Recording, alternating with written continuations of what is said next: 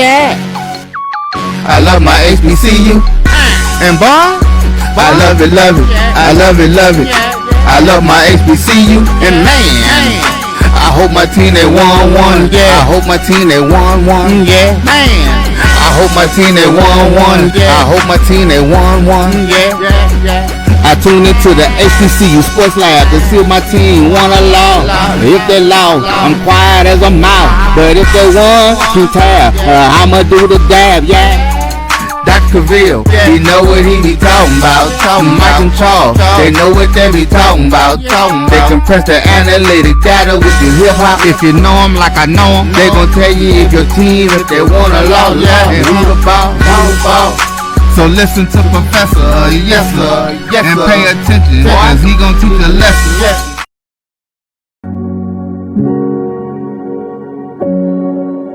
We inducted Charlie into the SWAC Football Hall of Fame 3 years ago. I'm glad that we had the opportunity to do that, but I remember the days back doing BET as a youngster in Jackson, Mississippi, 1984. Alcorn State and Jackson State came on, and I saw Charlie Neal on television.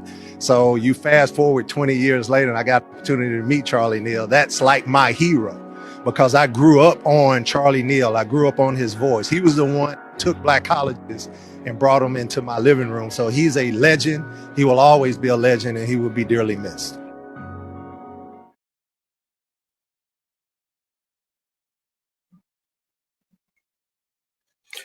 That was very well said by the commissioner, Dr. Charles McCullough.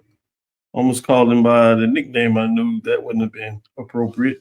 But with that being said, welcome to episode 848 of Dr. Cavil's Inside the HBCU Sports Lab, radio show and podcast, a show that's covering the sporting HBCU diaspora for all things HBCU sports, for institutions large and small, from the NAIA to the NCAA. We share insights and information on the HBCU sports culture, HBCU athletic aesthetics to facilitate the story of HBCU athletic programs and the business of HBCU sports.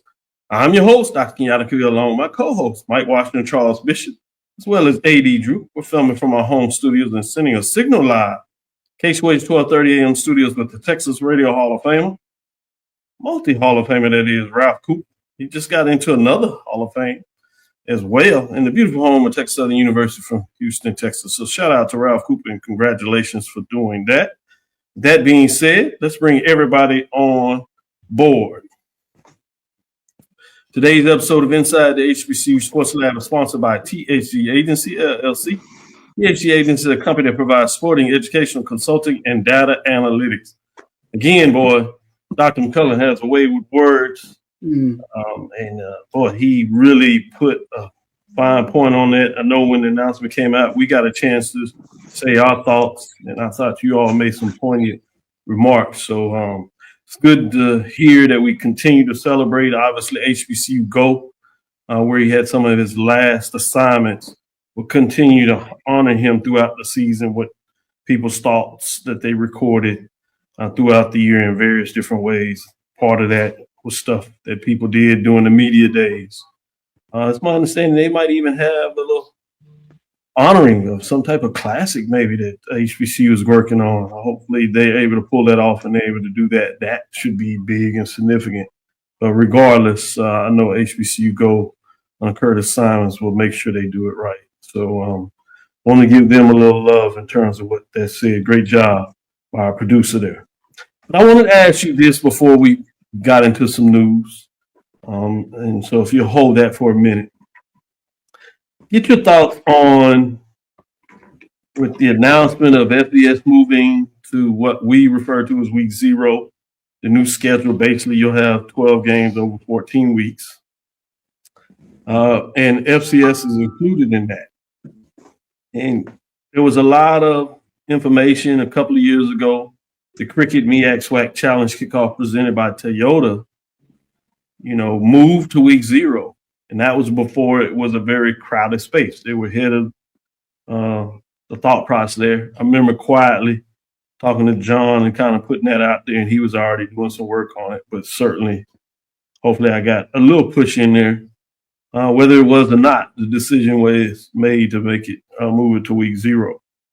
Now, should there be thoughts and consideration to moving it back a week, i.e. a new week 0, or as our producer said, week 00? Robert Parrish. Shout out to the Hall of Famer from Texas Southern University, wide receiver, in terms of rest in peace. In regards to what that looks like.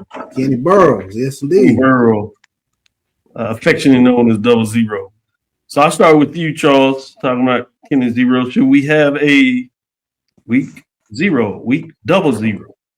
Interesting that we start off with this question today because it was something that came up in class today. And I'll tell you, just from the perspective of listening to my students.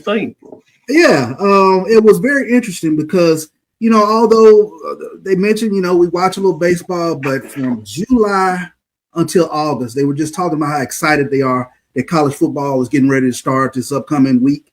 And, there's sort of a bloodlust to kind of get that football Jones going, during this period of time. You kind of have to wait through July and all of August till you finally get to a week 0. So even moving it up, I think that's like a stroke of genius to be the first at the plate, if you will, to watch a little bit of college football. So I think, there's fervor out there because, we were talking today just how much people they need football. They're watching preseason football. So to get into college football, that's a completely different thing. Like, can't wait for college football. I like that. As you said, double week 0. AD Drew, what are your thoughts on? Before I answer this question, I have to put the disclaimer that these are my opinions. These are not the opinions of Morehouse College, Dr. Cavil's Inside the HBCU Sports Lab, or ESPN Events, all which I do work for. So I need to put the disclaimer out there before I even answer this question. I like that. That was smart move. These are my opinions and my opinions only. I want to take a different spin on it. I want to look at it from the business and administrative side. When we look at that, gotta make sure I protect that once a month, G Boom. Gotta protect that once a month, or the multiple once a months that I get. But let's talk about from the network side. Obviously, they're looking to fill TV time, ad space, which is why they are looking. And we know football sales. The more football inventory they have, the more ads that they can sell, which ultimately means the more money that the networks can make, which leads back to more money that they can pay the schools when contract negotiations come back up again. So with that being said, and what you did not mention with that, Dr. Cavil, this is for FCS moving up another week because we used to be by ourselves. Next year, and a lot of people may not understand this, FBS, that's the big boys, will be able to play the week that we are playing now. So this once again gives us an opportunity to move away from the Alabamas, the Texases, the LSUs, and all those other big boys, your Michigans and everything else. So from that perspective, I like it. I also like the fact that it gives potentially a second bye week to all of our teams. And for some teams like Grambling, Southern, Alabama State, they actually can take one bye week per month, 1 September, 1 October, and 1 November, because they already get the extra bye week usually in November because of their schedules. So they actually would give 1 weekend off per month. So from a worker perspective, I would love to know that I got 1 weekend per month that I can do something and just recharge and be refreshed, even if I don't go anywhere, or like I'm doing with my bye week this week. All right, who's on the schedule this week? Where I want to go watch a game at. That's what I'm doing this year. Next year it may not be the same feeling. So, but here's the one thing on the flip side of it. That means you're gonna be starting fall camp before some of these people maybe even finish summer school now. If you start August 19th. You're right. If you do a week 2, a lot of them like to try to get them in week 1 so they have a little break. But you're right. There are some that need week 2 or whatever class is offered in week 2 that they need to maintain eligibility. Right. And so there will be a couple. You're right. There will be some, and here, this may be an unintended consequence of this. What does that do to our media days? Because if you think about your 30 days that you get before your opening weekend, which next weekend will be Thursday, August 19th. So we already were what? July 15, 16, 17. I think the MEAC, they do this in July 20 something. So what does this do to our media day schedule? I think for SWAC, because they kick things off, they might be safe. With MEAC, you're right. That could be a tighter window and force them to maybe think about some shift. Yeah. But that's something to think about in this. I'm not sure if those are huge things to overcome, but there's certainly things to think about. It could affect us. You're right. But Doc Charles, let's just ask the obvious question, the elephant in the room. Does the MEAC SWAC move up a week? I can't answer that, but I can get y'all to ask. I can ask y'all that question. Yes, indeed. Why? Why not? Eyeballs. I mean, I think that's the big thing. I mean, you move up a week, like you said, you get out of the shadow of the FBS, who's playing week 0 now. But I think more than anything, a lot of things that you touched on. But again, there's the fervor for watching college football. Yeah, as soon as it comes on, eyeballs going to be there. Yeah. So I think that's the biggest thing is trying to get out of that window. The reason that you made the move the first time, it's really the same reason.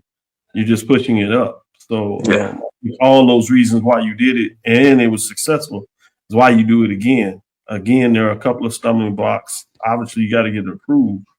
But besides that, I think that's the big reason. I wanted to try to sneak this in before we got in the first break, since we're talking a little bit and changing up. And these are news of the week things that came up. But the other one was talking about moving games. Coach Tremaine Jackson of Prairie View says it's asinine conference rival open finals football season from HBCU Sports. I think it's important that he made this first quote. I totally understand the reasoning on why both teams play so early, but that's not the same anymore. End quote, which is true. For those that didn't understand, Labor Day at one time was at the end of the season. It was more of a Thanksgiving type of rivalry when a lot of rivalries are playing. But the attendance wasn't very good. Prairie View had fell on hard times. Texas Southern, in a lot of ways, was average, even though they had a long serious history over Prairie View until Prairie View over the last 20 years has kind of flipped that. But it was moved back in the 80s to the first game of the season, rebranded as the Labor Day Classic. Crowds were there. And this was when they played at the old Astrodome, kind of picked things up. Even that's changed. It moved to the new stadium, NRG, for a while. But with the stadiums partnership with then partnering with the Houston Dynamo, obviously I know that's kind of went left this year. We'll see how that moves forward. And then Prairie View builds a home stadium. You have TSU talking about building a home stadium. So that kind of changes it a little bit, that it's not, quote unquote, a classic framework, even though it's still called the Labor Day Classic. Interesting. Your quick thoughts on that before we get in this first break and flip it to the other side and look at some schedules at the NIA and Division II level for HBCU program. You want me to go first on that? Yes, I'm sorry. I'm sorry. I didn't hear you call me out. It's kind of ironic that you talked about this because obviously we are in a similar situation at Morehouse with the Clark Atlanta Morehouse game being moved up to Labor Day as an experiment. And that's probably how you guys have started off as an experiment umpteen years ago. And it stuck for you guys. You know, this is this experiment that we was trying. The schedules were kind to both institutions this year where this game was able to be pulled off. So we shall see. But it's one of them. It's now become a tradition. Do you mess up tradition because just because, or, it's because, I kind of like it. I know week 1 for us, somebody in Atlanta going to be in first place, at least for 1 week. Same thing with the Houston Metro. Somebody going to be in first place in the SWAC West after Labor Day. So I like it. And then if you move to the end of the season, you get lost with the Bayou, the Turkey Day Classic, the Capital City Classic, and every other rival game. It stands alone. I like it where it's at, but maybe I'm being a traditionalist. Well, I think it's probably the age-old issue with regards to HBCU, especially football, tradition versus innovation. And the innovation brought the tradition about with regards to the Labor Day Classic. So when you kind of take a look at it, but, I think it becomes the simplicity of it is, where in the schedule will the fannies be in the seats? And I think that's one of the things that you kind of look at. So I kind of, look at it right now as, it has a unique spot within the HBCU calendar. I know it's difficult for coaches. They don't want to play a conference game, first game of the season. Makes sense. But this is where we are. I think sometimes we get too far deep in this, and I'm not sure if people really gather by everything he's saying there. I'll give parts more of the quote, maybe this will clear some things up, and then I'll make a last statement to hopefully really clear it up. Quote, we have to get out of doing the same things that we've always done because it feels good to everybody and do what's best for the two programs, end quote. I think that's a little bit of what you're saying, Charles. The innovation part was innovative years ago, then it becomes tradition, and then folks don't want to be innovative. Quote, that's not that you open up with the conference travel game, end quote. I think that's crazy. That's not college football. College football rivals happen at the end. The decision ultimately isn't Jackson to make. He said, quote, I don't care, end quote. I'm worried about Tarleton State. That's the TSU that we've got to play first, end quote. I think that's a little bit of it is also in this is it sounds like some people are thinking about Labor Day to kick things off. Well, with the new 12-game schedule in week 0, as we're referring to it as at this point, you have a first game. So part of this is people talking about not necessarily Labor Day, but the fact that it was the first game. So with these new dates and new openers, it won't be the first game. True. You literally can keep it on Labor Day weekend, but it's no longer the first game.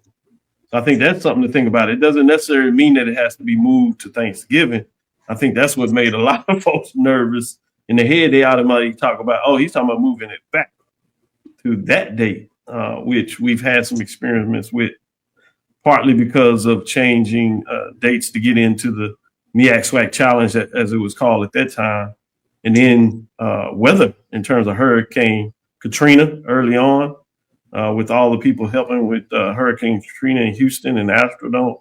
It was moved then the season, and then Hurricane Harvey pushed it and forced us to be moved because of solely the weather and all the flooding that took place. And those were pushed in those cases. So there are a little bit of history in terms of those dates.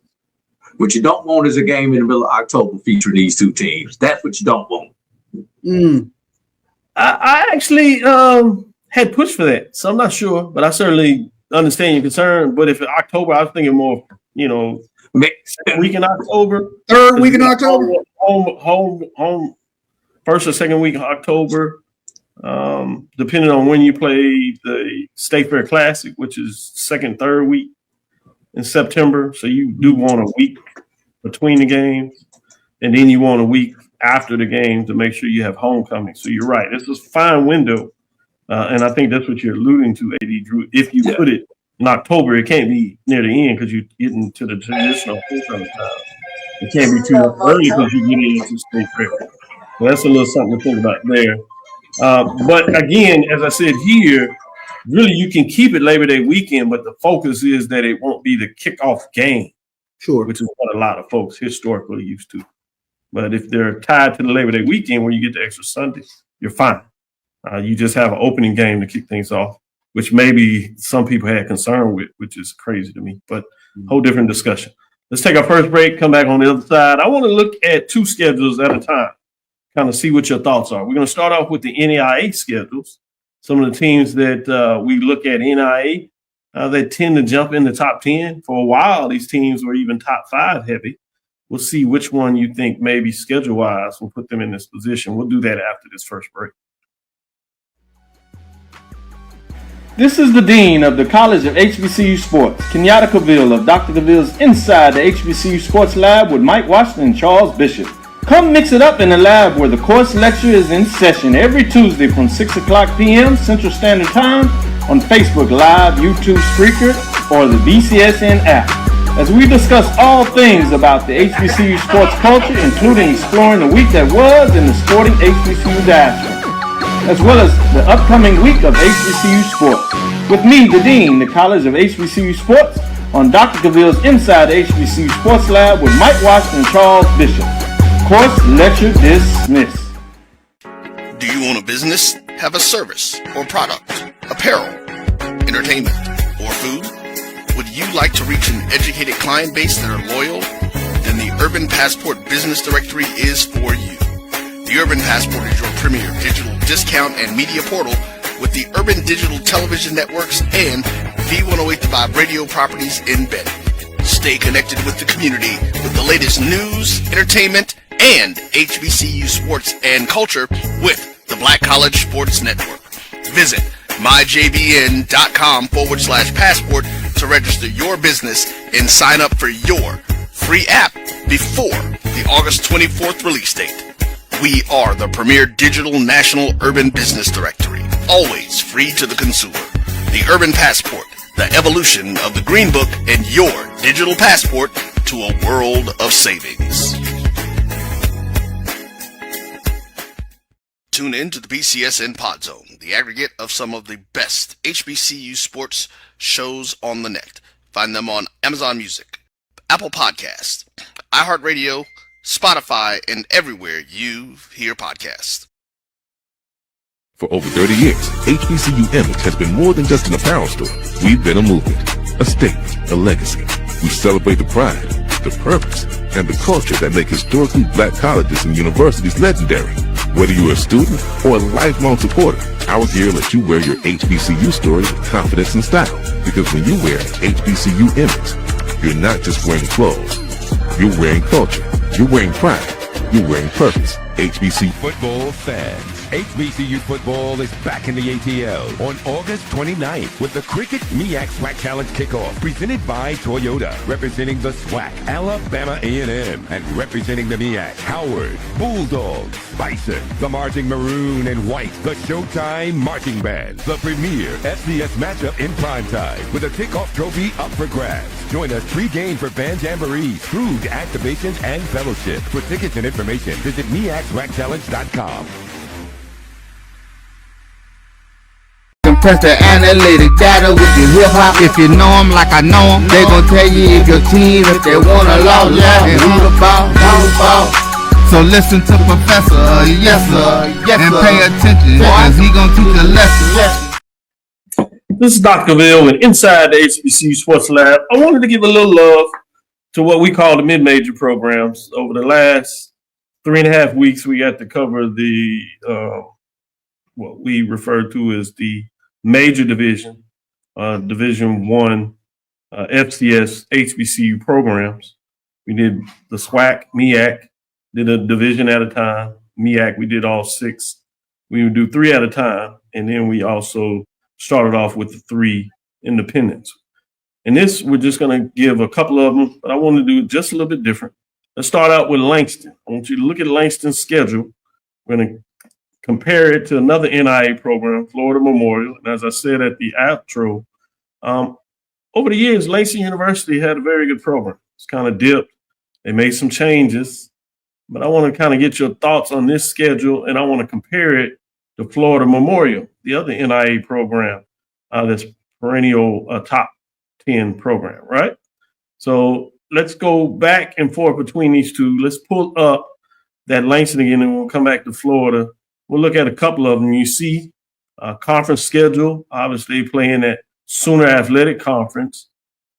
Fascinating to me that you have a couple of HBCU programs on this schedule. You have Arkansas Baptist, a HBCU program in the conference there, where Langston's on the road. That's September 26th. But the week before, September 19th, they played Texas College at home. Probably too early to be homecoming, but you do get your HBCU flavor on this conference. You open things up early, and as you get almost right into conference play with Ottawa on here, Wayland Baptist, some of your teams here, Westland, Texas Westland has some teams that you get on this schedule. So a power pack full of conference foes that have had Langston's number over the last couple of years. But interesting now that they get floated. Again, this is brought to you by HBCU Central Network. Let's go to that Florida Memorial. You'll notice that they have HBCU fall, and they kick things off almost similar that we see with some of these Labor Day Classic type fields. They do it on August 29th. Their rival, though, happens to be a Division II program. They were both NAIA programs for a while before Edward Waters moved up and joined the SIAC in terms of that. They also have Allen out of the SIAC. Fascinating to get a couple of HBCU programs on their schedule, as you see here, before they take that deep dive and really get into conference play. That's the Sun Conference over there in the NAIA. So fascinating. So I'm going to start with you, Drew. You've covered this for a while with Florida Memorial, as you've done some mid-major work there, and then obviously very familiar with the Division II SIC components they have. And then Sooner Athletic Conference. Know you kept up with Langston. Lately, though, that's been more on the basketball side, maybe. Because of the deep runs they've done, great interviews you've had with the coach, and now will move all the way up to the Division I level as the head coach of Alabama State. But that's a different sport. We got a little time. We'll make sure we get some love when that time takes place. But on the football field, which way are you leaning in terms of Langston, Florida Memorial? Now, I'm going to ask it this way. Which of these schedules puts these teams in a position to potentially get in that top 10 of the poll rankings that we do here on this show for mid-major programs? Definitely Langston, because the Sun Conference that Florida Memorial plays in is a monster. Mm-hmm. And I know that, having work at my previous institution, who happens to be on Florida Memorial schedule, and I need them to put up about 80 against them just because. Not 40, 80. I think they put 90 up against them last year, if I remember right. 40, 80. 80. No, double 40. 40 for you and 40 for me. But anyway, because that Sun Conference usually gets in a minimum of 2, if not 3 teams into the playoffs there. And I believe they still take 16 teams in for NAIA. Mm-hmm. So they usually get the conference champion and then one at large opponent. Langston, while they have an easier path to get to our top 10, though, they do not have an easy path there in the Sun Conference. Ottawa, out of Arizona, has always been a tough opponent on their schedule. A couple of teams there in the state of Oklahoma where they play are always tough opponents. You mentioned Texas Wesleyan, who is making a jump to Division II. So they're beginning their transition to the Division II level. Too bad. I'm glad they're doing it without their coach, though, from last year, who happens to be at Morehouse this year. Yeah, so but he put that program in a very good position to be able to make that jump. Nice touch by keeping your coach in there. I like that. Oh yeah, Brad Sherrod. Very good. I'm Team Sherrod. Don't y'all better watch out. That's all I'm gonna say. You said it. You heard it here first. We're doing the Sunday show. We're doing the Sunday show this week, right? Yes, that's the plan. Okay. Charles will be in the air, but we'll be on. So when I come in with the goofy grin on my face on Sunday morning, y'all are gonna know why. That's all I'm gonna say. Charles, you just hit me during your flight time there. It really just hit me my flight time. Really is. No problem. It happens to the best of us. Don't kick yourself over it. In terms of Langston, Florida Memorial, which direction you going? Oh no, I agree pretty much with AD in regards to really kind of taking a look at Florida Memorial. The question is, can they get past Southeastern, Kaiser, and St. Thomas, the stronger teams in that conference? That's a big ask, trying to get them through those top teams in the conference. But if you take a look at Langston, we're establishing the Calvin Miller era. So, new coach, things get up and underway with regards to Langston. The floor, kind of taking a look at their schedule. The floor 3-7, the ceiling 6-4. I'll split the difference. If they can get to 5-5, I think it'll be a successful season. But they defensively, they gave up too many 40-point games last season. So they've got to get that cleared up. So that's the big thing for me. We're taking a look at Langston. 40 or Bowling? I wonder what happened with Morgan, because he was trending in such a high time. Right. It lets you know how important it is to catch that window, because sustained success in this area is really challenging. You'd imagine he's getting some success in terms of support at Langston, of what they can provide. Did they push more towards basketball? Just an open question. Was that part of it, or did things just kind of get off the rip? With that being said, let's take our second break. We'll come back on the other side. We're going to CIAA. We're going to look at the top two teams in the predicted order of finish in that league, look at their schedules, and see in terms of schedule-wise, who do you believe of those two teams may have the edge after this next break. This is Brian Fulford. AD Drew and I are co-hosts of the BCSN Sports Lab. We talk about all things related to HBCU athletics. From the games, teams, coaches, and fan interest stories, we cover it all. You can find our shows on Facebook at BCSN Sports Lab, YouTube at MyJBN Online, and everywhere you listen to podcasts like Anchor, Spotify, Google, and Apple Podcasts. You can also find the show on the Jericho Broadcast Network's app. Make sure to download. We look forward to you joining the conversation and being a part of the show. From cancer care to accidental injuries to cardiac care, we all know that there are times that you can't control what happens in your life. But with Globe Life Family Heritage, you can be prepared to weather the storm when it comes. Call Dr. Beverly Eagle Rogers at 877-300-8269 or visit the website at globelifefamilyheritage.com.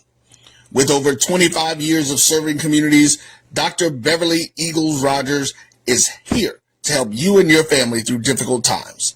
Dr. Beverly takes pride in Globe Life being one of the few companies that returns 100% of premiums to clients that stay healthy. So for more information, call Dr. Beverly Eagle Rogers at 877-300-8269 or visit the website at globelifefamilyheritage.com. Introducing the HBCU Trivia Game. It's more than a board game, it's a journey to the legacy of historically black colleges and universities. Here's how it works.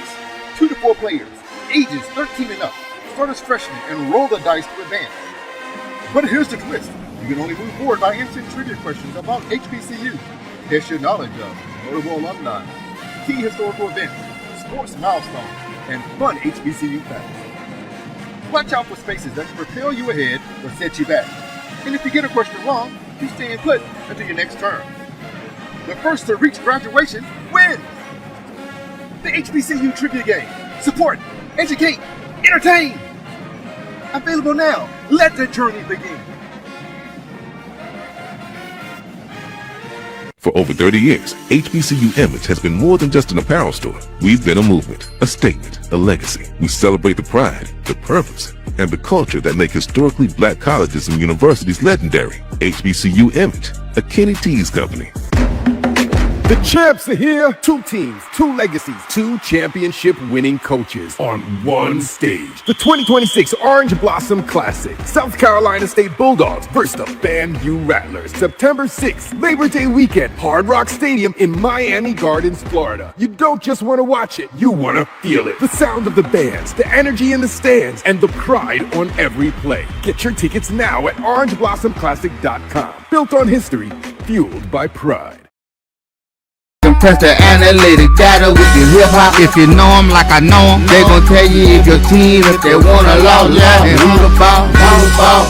So listen to Professor, yes sir, and pay attention, cause he gon' teach a lesson. This is Dr. Cavil with Inside the HBCU Sports Lab. The professors are back. Let's get into it. Now we're getting to the Division II mid-major members. These teams will be in the top 10, I believe. Probably in the top 5. The question is, will they reach number 1? With that being said, let's look at Virginia Union's schedule. Look at some of the opponents, and then we'll break this down a little bit, and we'll get in to Johnson C. Smith. They were picked number 1 and number 2 in the predicted order of finish. I know there's some other teams that say preseason is just preseason, but for this show and the entertainment purposes, we're going to look at these two teams. Get your thoughts on that. You see some solid non-conference games. You see, obviously, the matchups with Livingston and Bluefield State. That probably shouldn't scare you. They're on the road at Fayetteville State. Elizabeth City State is on the rise. New coach at Bowie State that has a lot of football experience all the way up to the FCS level. Shaw Bears, Lincoln, unless something majorly changed there, that probably doesn't scare you. But they do close out with Virginia State. And then, obviously, the CIAA championship game, and that's their goal to win that and get in the playoffs and probably go deep in the playoffs. Things are rolling for them. So let's look at Johnson C. Smith. I'm not sure I've seen anything that scared you. As I said, you had the road game with Fayetteville State. Johnson C. Smith starts out being the king of the hill with some SIAC foes. Benedict, which we'll discuss in our last segment, as they are predicted at the top of the conference. So for you football fans, HBCU football fans, I know oftentimes a lot of the thoughts are on FCS programs with the branded names, and we do have some stellar games this weekend, so we will not ignore that. We'll talk about those on Thursday. We do have an interview lined up for you that will have a little more talk about mid-major programs, teasing out some stuff about Bahamas. With that being said, August 29th, you have a significant matchup with Johnson C. Smith and Benedict. I love it. Then you have the big one, classic over there in Ohio, Black College Hall of Fame game. That's Albany State. Albany, as Mike likes to say, Johnson C. Smith. Classic game. That's where you have the previous year champions face off in that game. So that's fascinating. Obviously, a new coach over there at the Golden Rams, as their former coach now leads his alma mater in the SWAC at Florida A&M. That's Ken Gray. And then you have the matchups of conference. Winston-Salem State. If you talk to Ram Nation over there with Stephen Gaither, he'll say that don't underlook his Rams. In fact, he's talking about they'll have the upset of the week in the first week, but that's a whole different. You have Fayetteville State at Johnson C. Smith, so they have a lot in their hand as they play both of the top teams in terms of predicted. Bluefield State, Shaw Bears, Lincoln, same teams there. They do have a matchup with Virginia State, so both teams play that matchup. Both teams play the Bulldogs, Bowie State, Livingston Blue Bears. So you see a lot of similar games here. I think I know where I'm going. You're going here, but I got to ask the question. Johnson C. Smith, Virginia Union, who has the toughest schedule? And you can split that between full schedule or conference schedule, whichever way you want to look at it. Or you talking about both? Charles? Oh, you saw the tougher schedule. Ooh. It's a coin flip for me on this one. But let's just say Virginia Union. Let's say Virginia Union. And it'll tell me a lot about Virginia Union, that first game with Lenore Ryan, in terms of how they'll be looking. But, you know, the big thing that jumps out for me with Virginia Union, how do you replace the Harlan Hill Trophy winner? How do you, no Curtis Allen this year. So you got to rely on a little bit more balanced offense. RJ Rosales comes back. running back by committee. Defense should be just as stout as they normally are. Dr. Parker always keeps a good team in terms of looking at the culture of Virginia Union. So, they're going to be right back in the thick of things. So, as to whether, I see Mr. Salem State in there chatting pretty tough in terms of whipping Virginia Union, but I just don't see it quite yet. So, but I think this is a really good team, and they should find themselves not only back in the upper echelon of the CIAA, but should be right back in the thick of things in terms of talking about playing for the championship. Good stuff. AD Drew, your turn. You have as much trepidation as Charles, or is it really that close in your mind? I don't know about close trepidation. I do know that both teams may have their toughest game of the season to open up against two. Both teams open up against playoff teams from last year in Lenore Rhyme and Benedict. So that's and teams that picked up wins last year, if I remember, in the playoffs. But both of the teams in terms of I know Benedict picked up a win. I think Lenore Rhyme did. That's what I'm saying. Yeah, you're right. Yeah. So that's just a hell of a way to do it. But we'll find out about these teams early. That's the key. So it is a playoff hangover or team to contend with. We'll find out about those early. The other thing I find interesting is these two teams do not play each other this year. They do not. So we're not gonna have it counted for this team, but didn't count for that team. And as we have for the last 2 years, the CIAA has finally got their act together with the schedule and even out the schedule with everybody. So it sets up a collision course for the second Saturday in November. There we go. That's what this sets up if both these teams can take care of business there. So, but I do think Union non-conference has the tougher of the two non-conference schedule with Lenore Ryan and Shawan for the non-conference games. There was one of the options that I could go with. But I think conference-wise, they're both about even with their conference strength of schedule and everything. But I think outside of conference, I would lean to Union as the tougher of the two. Big thing looking at Johnson C. Smith, Doc. Fabian Allen, who was at Allen, he comes over to Johnson C. Fabian Smith. Duncan. Fabian Duncan comes over from Allen to Johnson C. Smith. I'll pair him with Bobby Smith. They already going to run the ball, strong defense. That's a heck of a pairing when you start talking about what Johnson C. Smith has on the offensive side of the ball. Great points. Yeah, it'll be fascinating, particularly if near the end of the season, it looks like those two are jockeying. And if we can get that game as a championship game, boy, that would be fun and entertaining in terms of that matchup just because of where they were predicted. Can they live up to it? That's going to be the question we'll follow all season. That being said, let's take our last break, if you would. We'll come back and we will talk about the SIC in terms of the two teams, again, that are predicted at the top. Question is going to be, can they finish where they were predicted? We'll look at those two schedules and see if you can tell if one has an easier path than the other.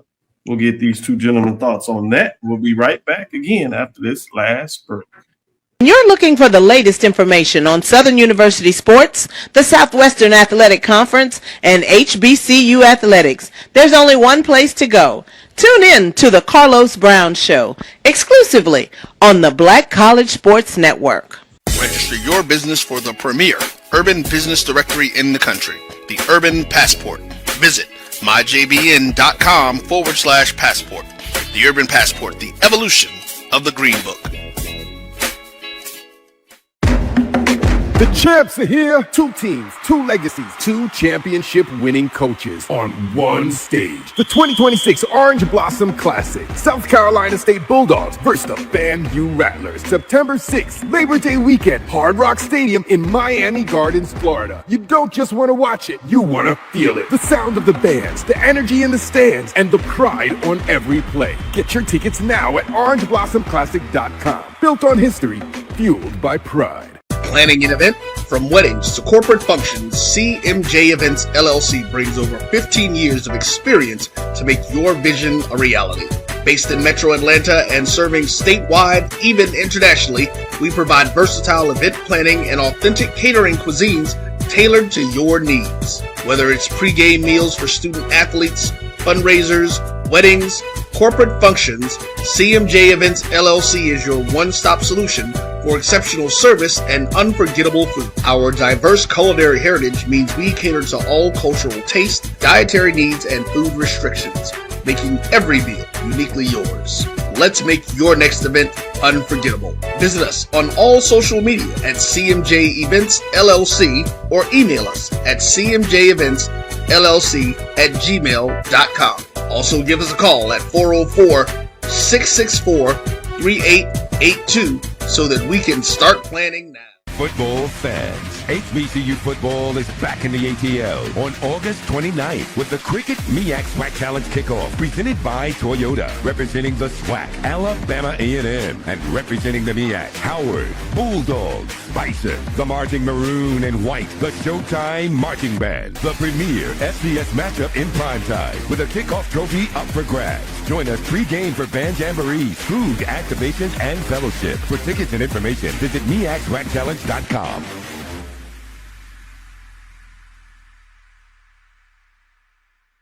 For over 30 years, HBCU Image has been more than just an apparel store. We've been a movement, a statement, a legacy. We celebrate the pride, the purpose, and the culture that make historically black colleges and universities legendary. HBCU Image, a Kenny T's company. Tune in to the BCSN Pod Zone, the aggregate of some of the best HBCU sports shows on the net.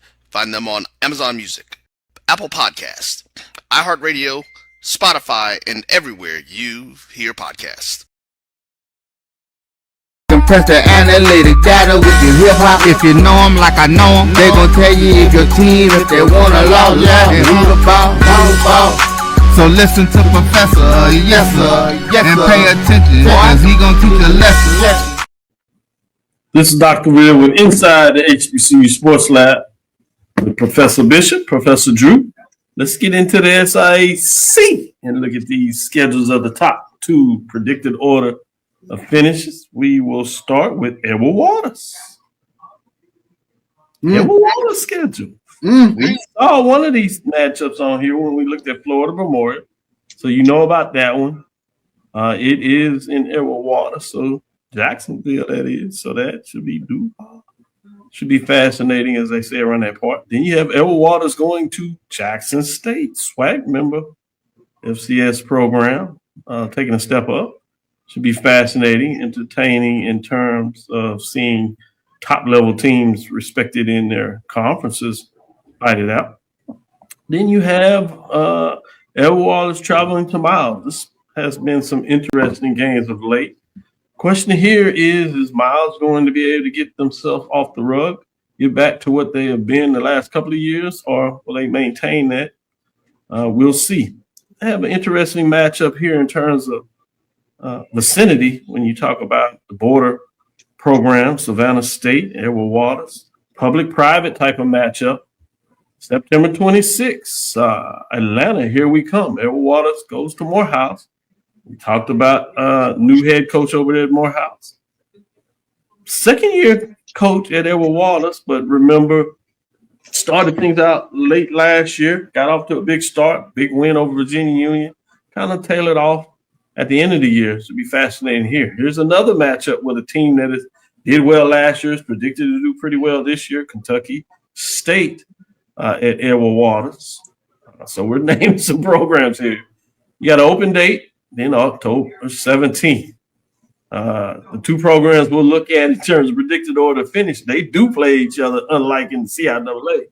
This one is in South Carolina, home of the Benedict College Tigers, as the Tigers of Edward Waters, coming out of Florida, traveled up to South Carolina to play in that matchup. Fascinating there.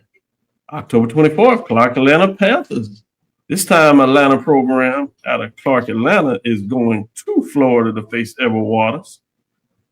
October 31st, Edward Waters at Central State. Long road trip. We'll say that. Trap game. Geographically, the two furthest teams are apart in the conference. Edward Waters. Charles says trap game. AD Waters like, ooh-wee. So both of them, I think I know where they might go on this matchup just by the looks on their faces. I was breaking it down. But for discussion purposes, I'll start out with the great one, AD Drew.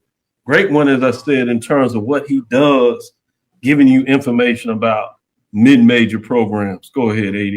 We gonna do Benedict, or you want me to just get into the Edward Waters?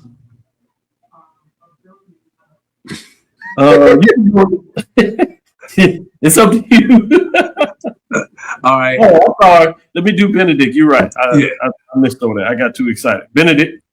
Let me look at this schedule. August 29th, Johnson C. Smith. We talked about this from the CIAA matchup. This is a good one. This is exciting. People have to find a way to tune into this matchup. Quick break early in the season. The open date, off week, if you would. September 12th, Benedict at Shorter. Non-conference matchup. Benedict against Fort Valley State. Tuskegee matchup. This could be a sneaky matchup. Tuskegee was selected number 3 coming into this preseason. Some people say yes. Some people say no. Certainly the fans' expectation Tuskegee is high. Then you have Clark Atlanta. That Atlanta program, this time they go up. They go up to South Carolina to face Benedict College. October 10th, you have the in-state matchup rival, if you would, against Allen. That's always a good one. Fascinating. And then you have that matchup we just talked about with Edward Waters at Benedict, October 17th. The 24th, Golden Rams of Albany State. Last year, we would have said this was one of those matchups. Unique thing, these 3 teams played last year 3 times. You don't see that. They played regular season. They played in the SIAC championship, I should say. And then again in the playoffs, quarterfinals. So fascinating when you see that in terms of what that looks like. Wasn't quarterfinals, actually. Albany won to get to the quarterfinals. But, yeah, in the matchup. Each time the game got closer. But unfortunately, when you talk about the playoffs, that was the last time they would play, so it wasn't quite good enough. So that has to go down as some type of record to play a team 3 times in a year. We've seen quite a bit of 2 times. For 3 times, I'm not sure how many times that has happened, particularly in the SIAC. Might have to put AD to work and go in those encyclopedias a little bit of the SIAC. I think not. It ain't never happened because we ain't never had 2 teams get in.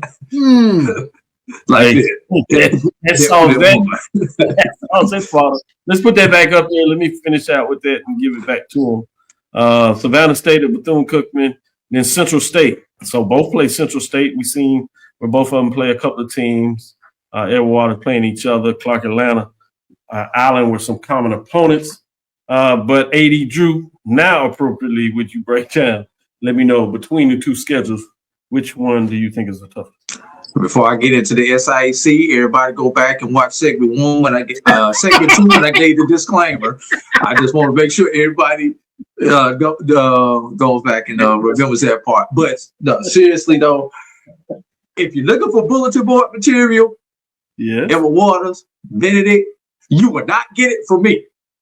So with that being said, I do think Edward Waters by default has the tougher of the 2 schedules with the simple fact that they're the only one who's playing an FCS opponent in Jackson State for the Labor Day Classic, the Hope Labor Day Classic. So by default, that makes that schedule a little bit tougher. Although you would normally say you could balance it out with the NAIA, but if you've ever seen Edward Waters and Florida Warrior actually play, this is always a competitive game, and I don't know what the series history is, but I guarantee you it's about 50-50 between these 2. Interesting. November 7th, the AME Classic between Edward Waters and Allen. Also, another rivalry, both of them members of the AME church there. So that's another rivalry that people have slept on if you're not a fan of Division II and SIAC ball. But they've got some tough games in there. Obviously, I got to say Morehouse is going to be a tough game for them. Kentucky State, it's going to be another tough one. Just the fact that you have to travel to Wilberforce, Ohio, from Jacksonville, Florida, 14 hours on a bus. Charles hit it on the head earlier. It's a trap game. There's no way around that one.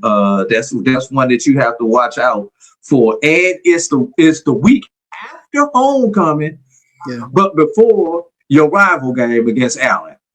That all of the telltale signs of a trap game. Watch out for that particular game. We quickly going over Benedict. Obviously, we're going to circle October 17th when these two programs face each other. But really, once you get past August 29th, it could be smooth sailing for Benedict until the October 17th game. And depending on what Edward Waters is doing and whether they beat up and everything, it's a recipe for being in the championship game. October 10th. Despite these two institutions literally being across the street from each other, if you've never been to Columbia, South Carolina, you don't understand what I'm talking about. They are literally across the street. Both entrances to the schools face each other. Right. But they're not rivals. That's interesting. How does that happen?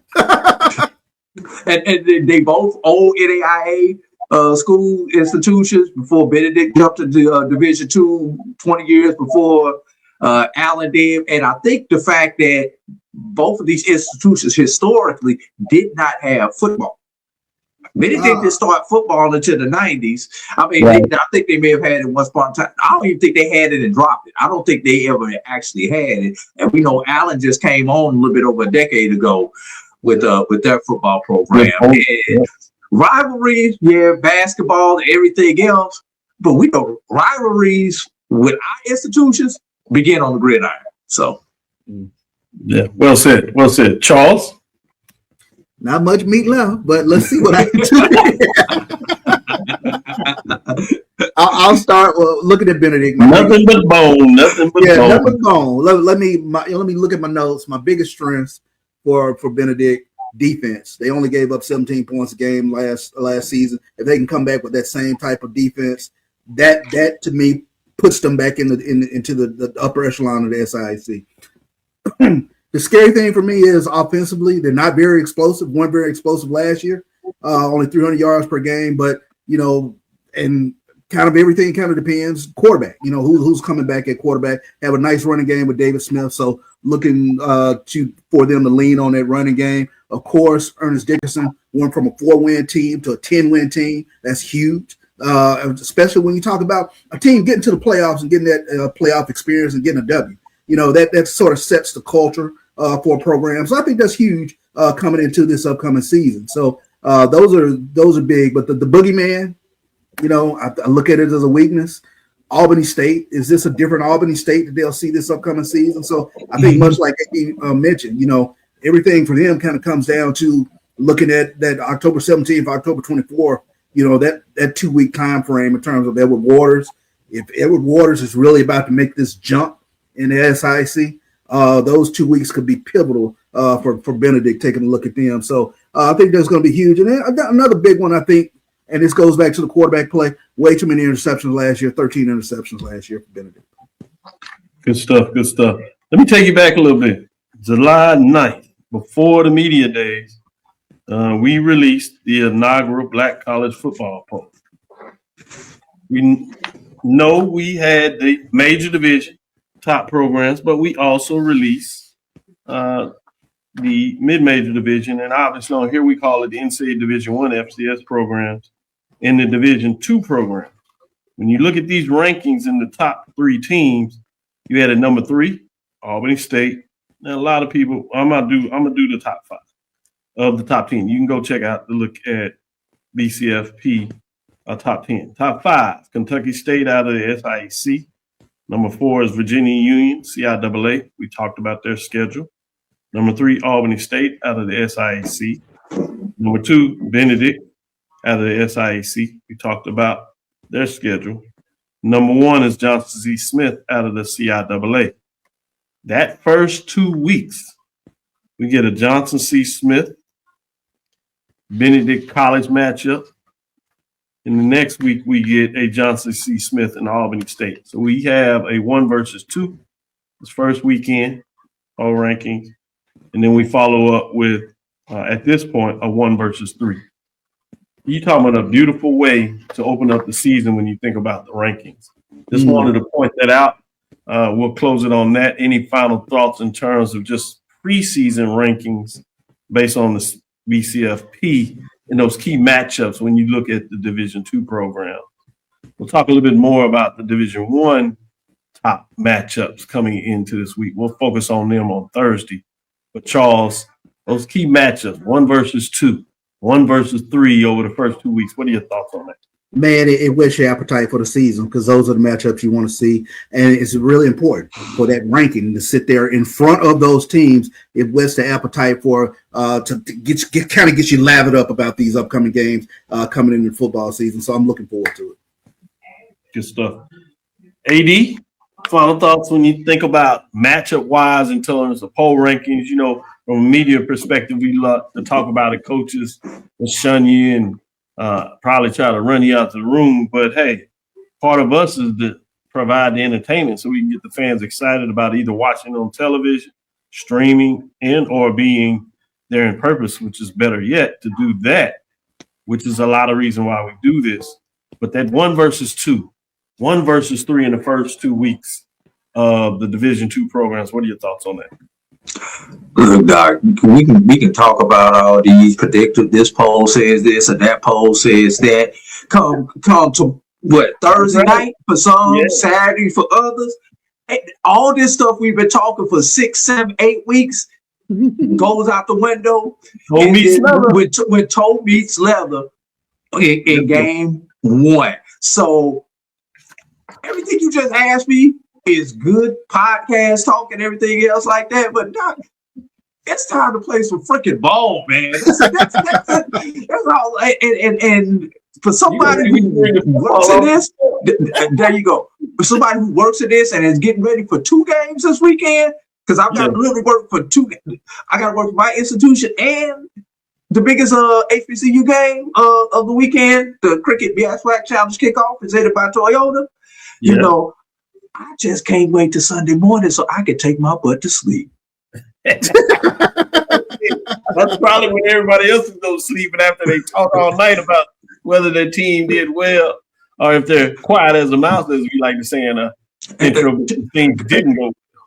Can I ask one question before we go? Sure. Yeah. Who we got to talk down this weekend if they lose? Yeah, who's on the list? Oh, we got to talk somebody down after week 0. That's the question. I had to change my flight, man. I got to jump in on this. You have to take on Sunday morning just so you can do that. Have the legs live ready, Charles. That's all I'm saying. We got to talk somebody down on Sunday morning. That's all I'm going to say. If not, Drew, we're going to have to make sure that he gets a little early appearance on the Sports Rap show that Sunday night. Make up for not being there Sunday morning talking about who's on the ledge. So we'll set that up for him now. Thank you for listening to Inside the HBCU Sports Lab. Make sure you share our podcast with your friends and colleagues. I am Dr. J. Kenyatta Cavil, the Dean of HBCU Sports, coming from inside the lab in the College of HBCU Sports with Mike Washington, Charles Bishop, and A.D. Drew. Again, we want to thank you for listening to Cavill's Inside the HBCU Sports Lab with Mike Washington, Charles Bishop every Tuesday and Thursday. Yes, we will be back on Thursday. We'll have an interview for you. We'll get into breaking down some of these key matchups and what they look like on the second half of the show. But follow me, Dr. Kenyatta Cavil, on Threads, Facebook, and Instagram. Inside the HBCU Sports Lab 1 on Facebook. Inside the HBCU Sports Lab on YouTube. Dream big. Continue to move forward. We will talk with you soon. Charles? course. AD. Lecture